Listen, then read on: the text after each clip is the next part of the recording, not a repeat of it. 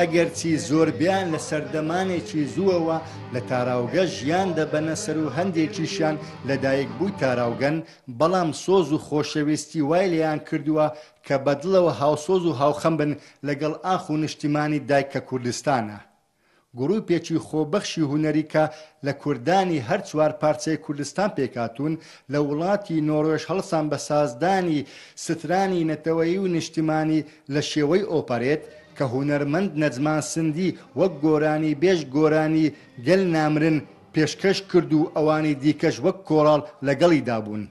ئەوەی جێگای بایەخ و سەرنجی کوردانی هەر چوار پارچەی کوردستان بە هەردوو ڕەگەز بە جلوبەرجی ڕەسەنی کوردەواری بەشداریان لەم ئۆپەرێتەدا کرد. ئەم کارە خۆبەخشیە وەک هەنگاوێکی گرنگی هونەری بۆ پاڵپشتی لە هێزی پێشمەرگەی کوردستان بەرهەم هێنرا و خۆبەخشەکانیش تێکرای بەشداربووان ئەوانیان نمایش کرد و بەڕۆحێتێکی کوردانە هاتنە سەرسەکۆ و بۆ ئەم مەبەستە هەڵوێستی جوانیان وەرگرت و پاڵپشتیکردن لە نەتەوە و نیشتیمان با زەرورەتێکی مێژویان زانی کە ئێستا ملەتی کورد بەهێزێکی پۆڵایینەوە بەرامبەر گەورەترین گروپی تیرۆریستی سەردەم دەجەنجن.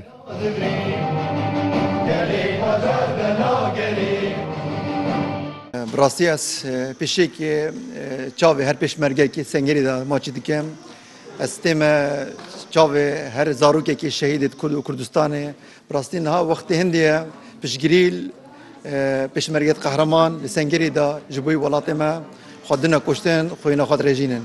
Em ji wekî pişmergek li vêrê bi sîrodê niştîmanî bo moraleka geş bo pêşmergê hêja li Kurdistanê vîdyoklîp û sîrodê niştîmanî em dê pêşkêşkin. Hêvîdar em ev ji cihê dilxweşiya we bit em ji gel wan bi rih û bi can li weranin. ئەوەی ئەوڕۆ ئێمە دەیکەین ئەنجامدانی کارێکی بچووکە بۆ پاڵپشتی خوشک و برا پێشمەرگەکانمان کە لە بەرەکانی جەنگ کە ئەمڕۆ بە خوێن بەجیان پشتگیری لێمە دەکەن و ئێمەش بەهۆی کارێکی نەخوازراوە کە دوورەدەستیە و دوورە وڵاتین لێرە هەوڵمانداوە کارێکی هونەری وەکو سرودێک بۆ برا پێشمەرگەکانمان و هیواداریشم هەموو هونەرمەندان دەرهێنەرەکان ئەوەی کە توانای هەر کارێکی هونەری هەیە بتوانێت بە هەر شێوەیەک بێت پشتگیری خۆیان دووبارە بکەنەوە. من دووبارە سپاسان دەکەم و هەر بژی کورد و کوردستان. ئێمە وەکو کوردێ خۆبەخشان هاتوونە بۆ ئێرە هاتوونە پشتگیری لە وڵاتی خۆمانەکەین وڵاتی کوردستان لە پێشمەرگەی قارەمان. هێوادارم ئەم پیامە بگاتە هەموو گەلێک کوردێک بۆ پشتیوانی خۆمان. ئێمە هەر ئەومان پێ بکرێت کە بتوانێرە پشتیوانیان بکەین، پشتیوانی پێشمەرگە بکەین، پشتیوانی ئاوارەکان بکەین، پشتیوانی هەموو کەسە بکەین و هیوادارم پیامەکەم بگاتە هەموو کەسێکی کورد کەوا لە دەرەوە وڵاتە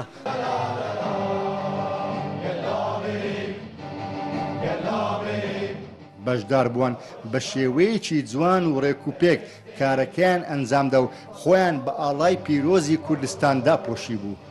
شیانی باسە هەر لەگەڵ هێرشەکانی دوژمن بۆ سەر ئاخ و نیشتیمانی کوردستان، کوردستانیان لە دەرەوەی وڵات چەندین چالاکی هەمە زۆریان ئەنجامدا و ئەوەی کە گرنگی پێوە دیار بوو هاوسۆزێکی بەرچاو لە چاویان دەبینرا. یونس حەمەد، کوردستان تیڤی، ئۆسلۆ.